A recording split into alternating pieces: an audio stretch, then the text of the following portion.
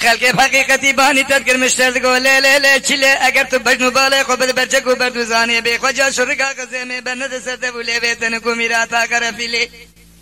اگر خود عبرات شبکه بوکا مالا بابه مبالیاتا غی کلانو درد الخولو بانه برجل سرقاریول مقاز سیگران لسینگو برای کالی بازی دقان دلگف دگران حمیده دجال قرقه خلاوی ببا میوان بسحرا سر سبه جاتی جندر میں دولت دستین دادارم کلم چه برم بدا کر قولو نظارت آفه سلیله هیله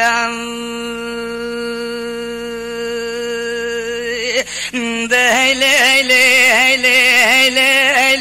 هیله هیله هیله خیلی خیلی خیلی خیلی خیلی خیلی خالم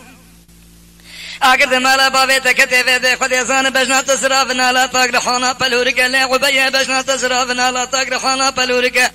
دبیراتنا خذی وکا وام تواد داب شرف کے دب قرآن پزے کل کے پر پزے باوے تند کم ویل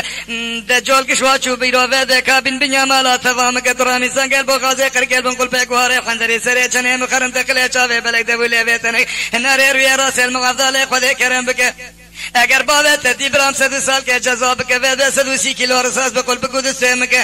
قاوت ذا حساس نوبل مذكل مغفل خلقات وسيار خبك ازيب ابو قران في جزاء سبب شنو بالا صراف دي معنی کی سورے گلی نے پرین اند کے ہیلے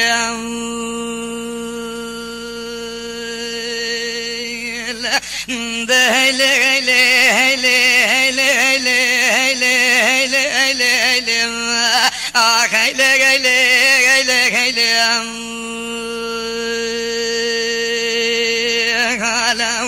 ليلي يا ولي مقوب قرقان يا جحل بويد الشام اسبالك وذم بيد بيد يا جحل بويد الشام صدري تدني يا كبيزي يا كبي يا كشام